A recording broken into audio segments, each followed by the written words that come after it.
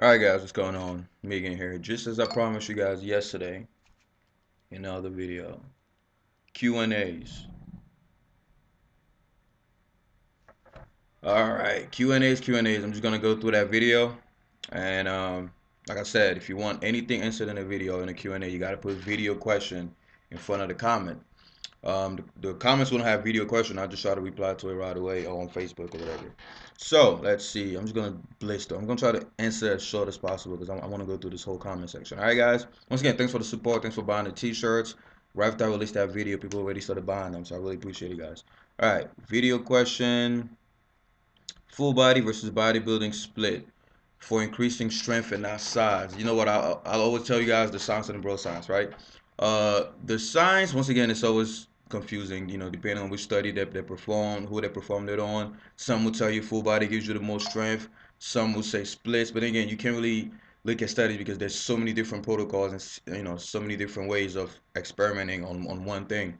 But as far as experience wise, by far, full body by far. And now I'm gonna go to the bro science section. Everyone that I put on full body workouts, including myself, my strength skyrocketed once I got on full body.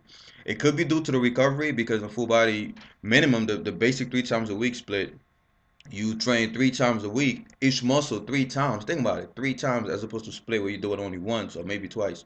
But you hit each muscle 3 times a week.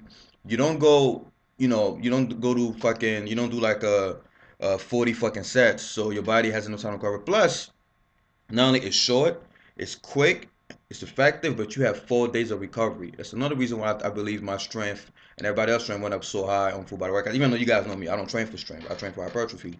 I do some strength on the side to help me push heavier weights in my higher rep ranges.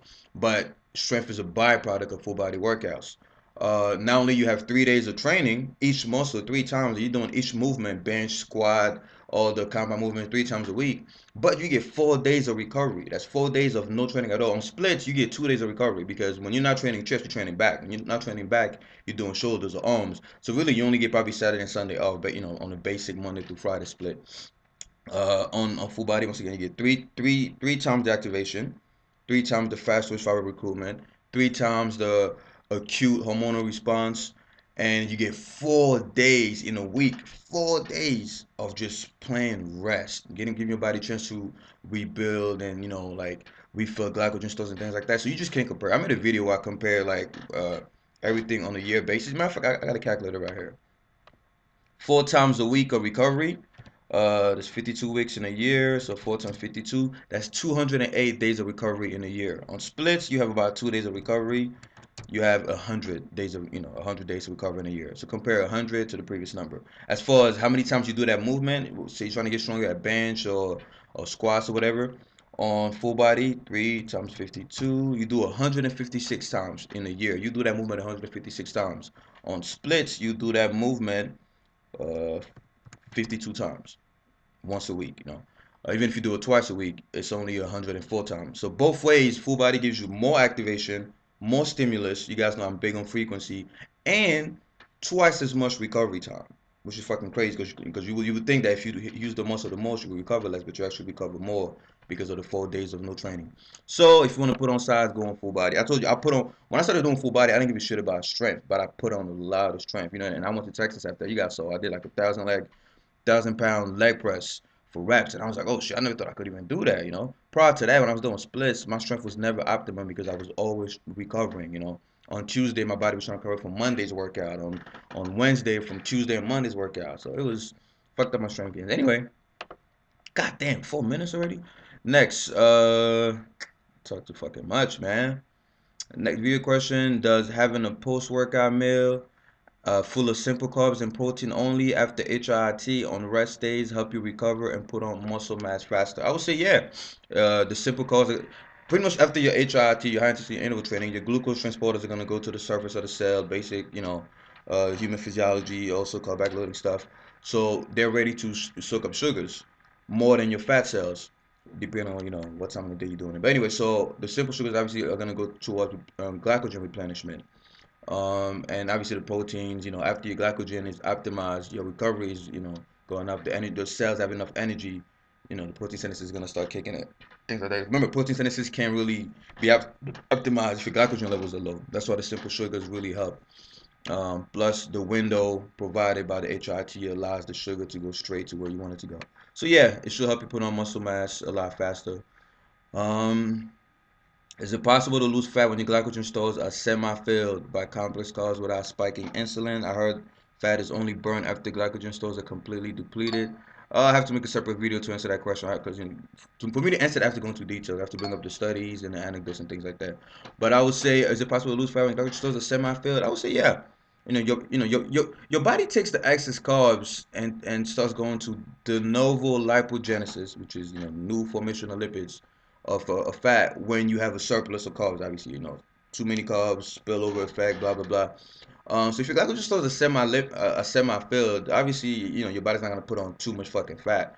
Uh, and you also mentioned insulin. Just know how insulin works, right? If insulin is constantly in your bloodstream, not only you preventing fat, you're preventing substantial fat burning, but at the same time, your body's also storing fat. So you want to be really careful. You want to prolong the amount of time that insulin is not in your system. As far as muscle building, even though you didn't mention it, remember that if your glycogen stores are compromised, you're not optimizing muscle building. So you got to be very, very, very careful because one of the three things that need to be uh, one of the three signals for hypertrophy is amino acids, right? They have to be there. Energy, which is the most important, really. Well, that's a little subjective, but which is very important. And obviously the growth factors, which can come from training or drugs or whatever the hell you're doing. But the energy has to be there. The energy has to be there. If you give your body a lot of amino acids and training and no energy, it's gonna suck. So next video question. Would you recommend enhanced lifters to use your overtraining method? First of all, I gotta give that overtraining method a new name because there's a lot of confusion. People confuse it with being overtrained as in like fucking out of commission and shit, which is anyway. And a lot of people confuse it with different people philosophy and overtraining. So I'm calling it something else. Just I don't know. Once again, it's the whole point of the overtraining method, my overtraining method, is you increasing the amount of satellite cells inside the muscle, right? Increasing the amount of nuclei. So I'm gonna call it something like fucking nucleus overload, right? Nucleus overload. So from now on, let's call it nucleus overload training because I'm getting in my messages, people are so confused, and that's my mistake. I shouldn't have put in course overtraining. I put in course overtraining because people call it overtraining. When I say, hey, train a muscle every day, they go, oh my god, that's overtraining. That's why I made a video and I said how overtraining can make you grow faster, but it's not really overtraining. It's more like I don't know, high frequency, whatever. Let's call it nucleus overload, right? So, would I recommend the nucleus overload for enhanced lifters? Enhanced lifters grow on any fucking thing, right? So if it works on natties, obviously it work on enhanced lifters. I don't think they need it because once again they could grow on once a week splits, but if they try it, I don't see why it might not work. All right, next, hey Megan, video question. How to get over an addiction? One sentence. The best way to get rid of an addiction is to replace it with another addiction. I repeat, the best way to get rid of an addiction is to replace it with another addiction. Once again, that's anecdote. That's based on me and my friends. We realize when we addicted to something it's because of habits, bad habits. So what we do, we just create a new addiction, right? Because your brain can be addicted to like what once again, I don't know how it works, but I'm pretty sure your brain can be addicted to like a million things at once, right? Build a new addiction, get your mind focused on something else. Don't just try to say I'm gonna stop doing that. That's very, very hard. Don't say I'm gonna try to stop smoking. That's hard. Try to develop a new habit that will replace the place of smoking. Get your body addicted to something, not something good, obviously. Don't say, well, I'm gonna try to quit smoking. I'm gonna start taking heroin. That's not alpha. All right. Video question next. How to make nutrition simple? Very simple. How to make nutrition simple? Focus on whole foods. Focus on whole foods. Protein, veggies. Get your fats from nuts, cashews, almonds. Focus. In fact, do what I do. Make a list of the important nutrients. Right? Protein list, carb list, fruits, veggies, whatever, and pick the top five for each category. Top five proteins. Right? Fish, eggs. Obviously, whey protein, beef, things like that, right? Top five veggies, kale, spinach, broccoli. Top five sources of fats, almonds, Brazil nuts, avocados, whatever. Make a top five for each list, and then mix and match. Pick when you want to make a meal, just pick from each list because whatever's on this list is there because it's number one. All right. That's gonna make nutrition really simple. As far as the details change based on your body type, right? I can't give you the same advice I'm giving Lazy Lion, right? Because he has a fast metabolism. Lazy Lion can eat freaking 3,000 calories and stay at 135 pounds. You guys know how many calories I eat. I'm under 2,000 calories and I'm over 200 pounds. So once again, it depends on your body type. My uncle, you guys have read on my uncle. He's eating 1,500 calories on a good day. Some days he eats even less than that. And he started doing carb loading. You guys should see a picture of him. He's not only he gained 10 pounds, he went from 185, he's at 196, so that's actually 11 pounds. And his six pack is more visible now than it was when he was 185. In fact, I'll take a picture and show it to you guys if he allows me. Amazing. So and he's still eating around 1,500 calories on his cheat days, like around 2,000. So you can, it depends on your body type, right? You got to find out what works for you. How do you make? Yeah, that's the same question. How to make nutrition simple? Uh, next.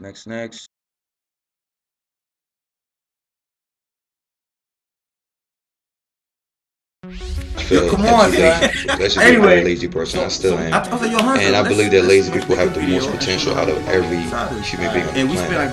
In fact, the reason why we're so lazy is because we believe it or not,